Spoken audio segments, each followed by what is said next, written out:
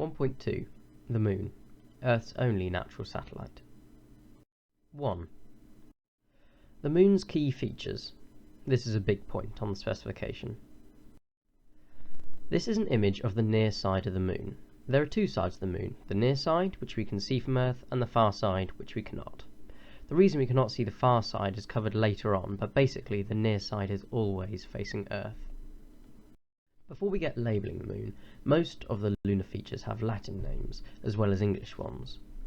For example, the Sea of Tranquility becomes Mare Tranquillitatis, and the Ocean of Storms becomes Oceanus Procellarum. For GCSE, it is good to know the Latin names, but the English names are the ones to focus on, as they will appear in the exam. Back to labelling. Apollo 11, the space flight which landed the first men on the Moon, landed in the Sea of Tranquility. To the right of the Sea of Tranquility is the Sea of Crises. The Ocean of Storms is the large, darker part of the Moon on the left.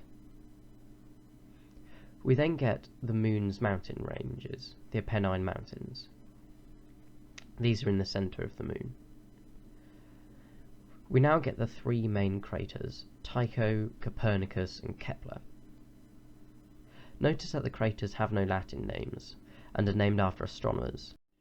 If you're wondering why you don't have to learn any features from the far side of the Moon, that is because it looks like this. It is very cratered, and it is important to remember that there are very few seas on the far side of the Moon.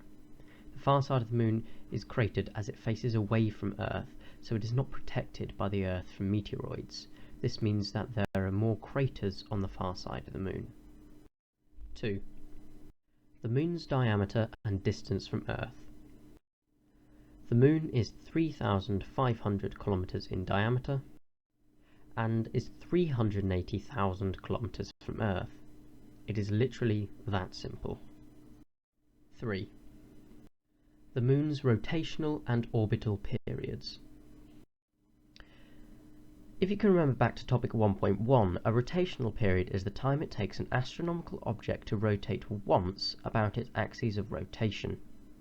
So this is the Moon's equivalent to the sidereal day, and the length of time is 27.3 days. So what's the orbital period of the Moon? Well, the orbital period is the time taken for one astronomical object to orbit the other. So for the Moon, the length of time taken to orbit the Earth is 27.3 days. It is because the rotational and orbital period of the Moon are the same that we only see the near side of the Moon, as it is effectively locked, pointing at Earth. 4. How do astronomers know the appearance of the far side of the Moon? Now, it is the far side of the Moon, not the dark side of the Moon. This is because this side of the Moon still gets light from the Sun, even though it never faces Earth. Remember, the light is from the Sun, not from Earth. So how do we know what the far side of the Moon looks like? We have imaged it using space probes, astronauts, lunar satellites, and the Apollo 16 astronauts took this photo of the far side of the Moon. There are a few things that you will have to remember about the far side of the Moon and how it differs from the near side. There are very few seas. The far side of the Moon is very cratered. There are more highlands, which are the mountains. And finally, it is lighter in appearance. 5. Lunar seas and highlands. As shown by the Astronomy2GCSE logo, there are two contrasting features of the Moon, the seas and the highlands. I'll remove the craters to prevent any confusion. The dark patches are the smooth lunar seas. The light grey and highly cratered areas of the Moon are called highlands. These are made by a coarse-grained igneous rock. All you need to do for the GCSE is be able to distinguish between the highlands and the seas. 6. How lunar seas and craters are formed. To start, how lunar craters are formed. When meteorites, asteroids and comets strike the surface of the Moon, they leave remains of these impacts. These are called craters. Lunar seas are called seas as astronomers once thought that they were filled with water. It is now known that the lunar seas were formed by enormous asteroids that fell on the Moon and formed large craters.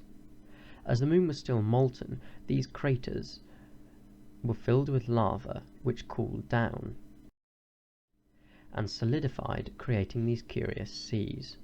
The lunar seas were formed 3.1 to 3.8 billion years ago. The highlands are older, at 3.8 to 4.2 billion years old. 7. Why relative numbers of craters in the seas and highlands implies different ages of these features. Between 3.8 and 4.2 billion years ago, the Moon suffered from late heavy bombardment. This was a period where many of the planets and moons in the solar system were bombarded or swamped by a large amount of asteroids. This means that as the lunar seas were formed more recently than 3.8 billion years ago, they were not affected by late heavy bombardment, so they feature significantly fewer craters than the highlands. So fewer craters on the seas means that they are younger. 8. The nature of rills and wrinkle ridges. Rills are narrow depressions in the lunar seas. They are formed by collapsed lava flows. Rills can be straight, curved, or sinuous, which means meandering. As rills were formed by extinct lava flows, they appear quite channel-like. Wrinkle ridges are tectonic features in the surface of the lunar seas. Wrinkle ridges were formed by lava on the lunar surface that also formed the seas, contracting and effectively cracking as it shrunk. These features on the right are wrinkle ridges. 9. The Moon's atmosphere. The Moon has little atmosphere due to its low gravity. With lower gravity, the escape velocity of the Moon is significantly lower, such that it is easy for fast-moving particles to escape the Moon's gravitational influence. This means that the Moon has little atmosphere. 10. The purpose of the Apollo missions. John F. Kennedy in May 1961 announced that he thought, "First, I believe that this nation should commit itself to achieving the goal, before this decade is out, of landing a man on the Moon and returning him safely to Earth." Although this was the main purpose of the Apollo missions, it was also to collect lunar rock for analysis, to deploy the ALSEP experiments, and to beat the Russians in the space race, as the Russians had previously got many of the space firsts, like the first human in space and the first spacewalk. On each Apollo mission, the Moon was only explored for a few hours. There were many experiments that were set up by astronauts to collect data and transmit it back to Earth even after they had left the Moon. These experiments were given the name Apollo Lunar Surface Experiments Package, or ALSEP for short. From Apollo 12 onwards, each Apollo mission deployed these ALSEPs at their respective landing sites. Neil Armstrong and Edwin, or Buzz, Aldrin installed the ESEP, or Early Apollo Surface Experiments Package, on the Apollo 11 landing site in the Sea of Tranquility. So there are many different instruments in the ALSEP package. What are their individual purposes? There was an instrument to study the solar wind, its direction, and its intensity. There were instruments to study the frequency and magnitude of moonquakes. The distance between the Earth and the Moon is also monitored using instruments that were part of the ALSEP package. The Moon's magnetic field was also studied. The lunar gravity was measured.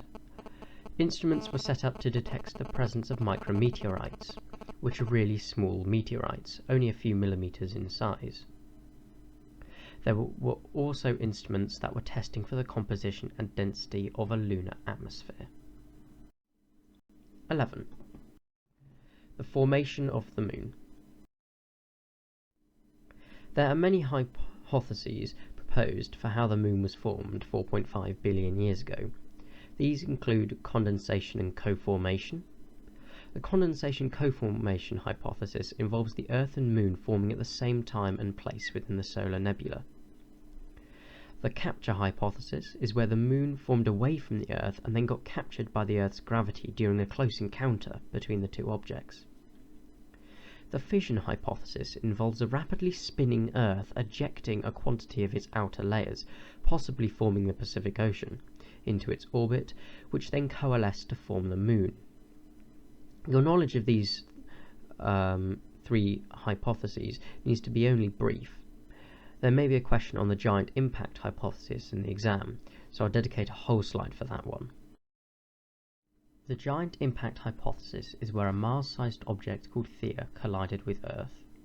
A large portion of the Earth and Theia's outer layers melted and merged, and a large quantity of debris caused by the impact was ejected into orbit, which coalesced and formed the Moon.